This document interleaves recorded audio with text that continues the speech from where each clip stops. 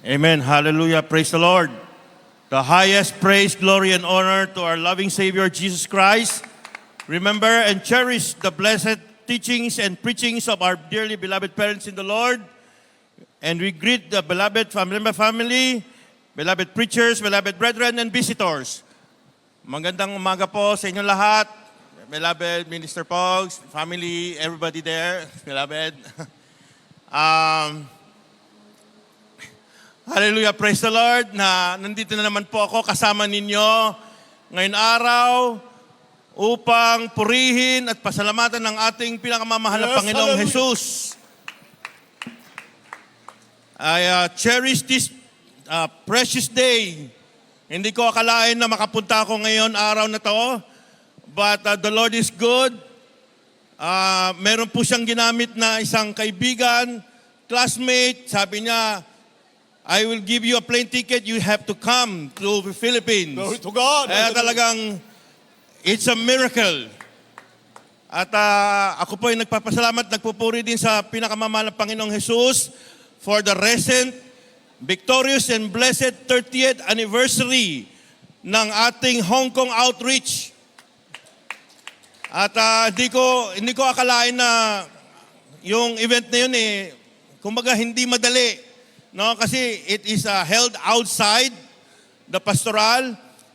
Naghanap kami ng venue, yung mga resources na kailangan, everything, manpower, everything. But the Lord is good. Lahat po provided. And by faith, lahat from start to finish. Wala pong walang aberya, talagang smooth. In spite of the hindrances and the difficulties, the presence of the Lord is there. Yung pag-ibig, andyan, everything. Kaya ako ay nagpupuri ako na nakasama ko kayo lahat. Kasi it's the first time for me to experience a celebration, anniversary outside the pastoral. So tuwan-tuwa ako, parang nakita ko ang buong main church po sa dako ng Hong Kong. Nakasama. True to God. Talagang overwhelmed. Kasi sabi ko nga halos lahat nandun, beloved Almeida family, and then a lot of preachers are there, beloved workers. Sobrang grabe. Hindi ko ma-explain hanggang ngayon. Hindi ko talaga, I cannot explain in words, but in my heart, I know everything is a miracle. Talagang glory to God for everything. Bago ko po sariwain ng aking pananampalataya, there are so many miracles that happen in my life mula sa sinapupunan ng aking mother hanggang sa kalusugan. But the most recent, pinakamalapit, yung recent events, lalong-lalo na yung October last year. Nagkaroon po ako ng mga financial difficulties because of the businesses na pinasok ko. And then, of course, mahirap Siyempre, may operating capital. At lahat po nilapitan ko. Ang dami, mga friends, family members, etc. Lahat ng alam kong may kaya. No? Hirap talaga ang tinatawag nating sales and marketing. And through the guidance of our ordained preacher, and then nagpray kami, and then seek the Lord. Grabe. Iba talaga pag gumalaw ang Panginoon. Ang hinipo niya, yung taong hindi ko man lang kinakausap masyado, yun ang kusang lumapit sa akin. At financially, sabi niya, kahit kanong kahirap, He will help me solve all of this. Mula sa October hanggang March, lahat yan, cleared, everything. Man, Puri ng Panginoon. Kaya nga even in my heart, in many languages, in my dialect sa Chinese, talagang sabi ko, Kamsha Xiongte, Suyaso Kitok, that is, praise our dearest Father Jesus. Man, hallelujah. Grabe, hindi ko talagang just a human soul cannot really comprehend everything, the mysterious ways of our dearest Jesus. Talagang napakabuti niya.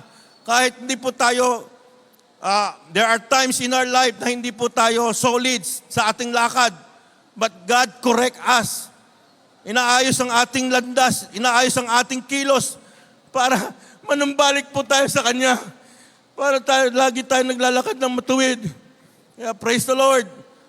Praise the Lord na kasama ko kay lahat. Praise the Lord sa lahat kayo dito. And I look forward, no? Sabi ko nga excited po ako, no? After the 30th anniversary sa dako ng Hong Kong, nagpaplano na kagad kami for the 31st anniversary naman sa darating na 2027. And hopefully it would be a big crusade in Hong Kong. Including na rin siguro pati Macau, sama na namin ng Macau. So there are so many, marami pong ating mga kababayan doon na kaluluwa na kailangan nila talaga the Lord, the gospel of the Lord. And there are also many nationalities. In fact, yung 30th anniversary, there are 2 Chinese out of nowhere nagpakita. Kasi hinahanap nila yung the healing of the Lord. Sabi ko, the Lord is there. The Lord is waiting for you. Amen. Tumawag ka lang sa Panginoon and He will heal you. Tuwan-tuwa sila. Sabi niya, I will give you my WhatsApp number para we keep in touch. Kasi taga-China po sila. They are Chinese but they can speak English. And iba po, kahit na iba po ang dialect namin, meron konting communication gap. No? The Lord is good.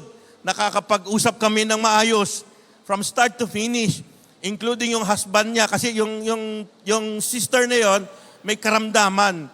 But the husband, kumbaga nag-udyok sa kanya na pumunta.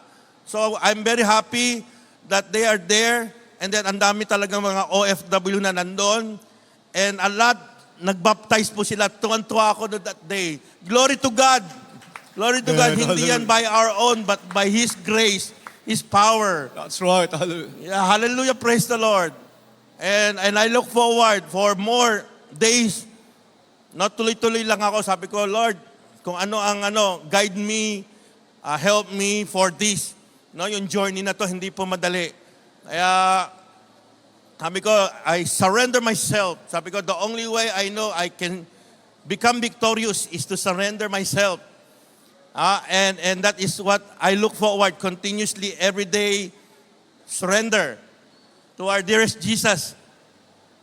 Kaya isang talagang, basta hindi ko ma-express kaninang umaga, wala pa masyadong tao, 7 o'clock, sabi ko. At tapos pagdating ko dito, talagang konti pa lang, pero talaga yung puso ko, yung galak, sabi ko, never. Wala po sa labas. Wala akong makita sa iba. Nandito po sa Jesus Miracle Crusade International Ministry. Yes, hallelujah. And alam mo, paano ko ba nakilala ang Panginoon?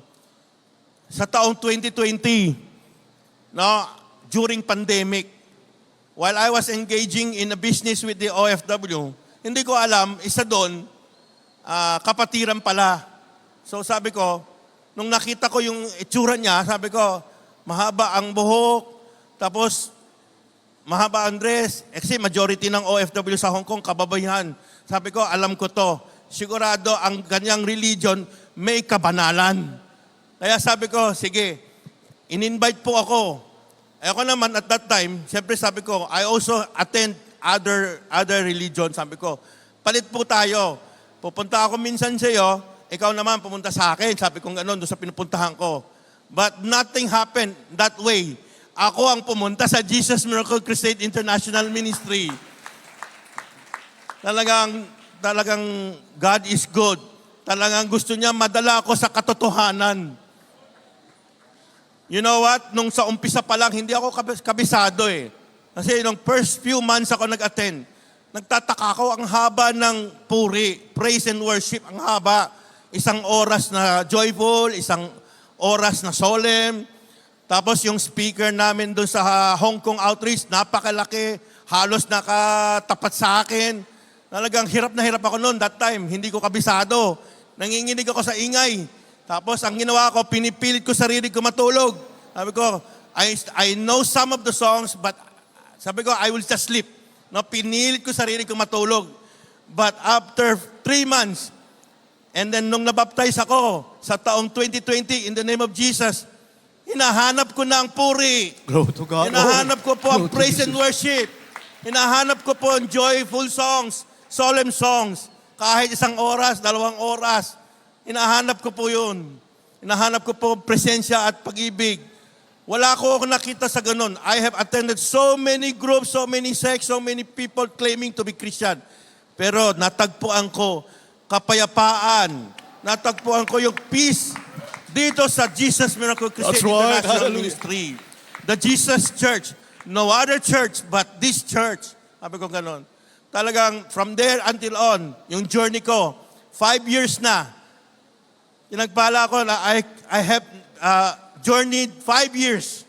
And I look forward to another year of serving the Lord with all of you.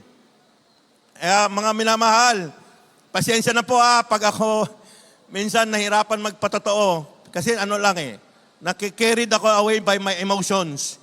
At nakikita ko yung mga familiar faces. Lalo na yung mga recently na pumunta ng Hong Kong. Ramdam ko pa yung 30th anniversary. Hallelujah, praise the Lord. Hallelujah, praise the Lord. Maraming time, no? Maraming time na I do experience din yung mga tinatawag na stress, anxiety in our daily lives. Siyempre, marami po tayo, lahat tayo, we have families, we have children, we have work, we have livelihood, maraming stress. But the Lord is good, continually to guide us and pull us out to have victory. Napakabuti talaga ng Panginoon. And laging lumalabas sa bibig ko, God is good all the time. All the time, God is good. Amen. Hallelujah. Last night, nag-attend po ako ng 40th anniversary naman ng school namin, yung high school. Imagine ko, sabi ko, 40 years na pala ako graduate ng high school. Nakita ko yung mga classmate ko. Yung iba sa kanila, grabe, pumuti na ang buhok nila. Yung iba, nawala na yung buhok. Yung iba, tumaba. Yung iba, pumayat. Iba-iba ang shape and everything. But glory to God, nakikita ko ang trend. More and more people are looking for the Lord. Kaya ginawa ko ng pagkakataon. Sabi ko, lahat ng bagay na nangyayari sa akin, tanong nila sa akin, how are you? Ang sabi ko, God is good. Sa awat habag ng pinakamamahal ng Panginoon Jesus, we are alive and kicking and striving. Yan ang sabi ko sa kanila kagabi. Kaya from now, from onwards, I look forward for more days. Sabi ko nga, continuously worshiping, praising, and thanking the Lord. Lahat ng aking lumalabas sa bibig ko is to praise the Lord, to thank the Lord, to bless the Lord. Kaya all the highest praise, glory, and honor belongs to our dearest Jesus. Hallelujah, praise the Lord. Praise the Lord. Kamsha, yaso, kitok, tsu, yaso, tipe. God Almighty, Jesus, praise the Lord.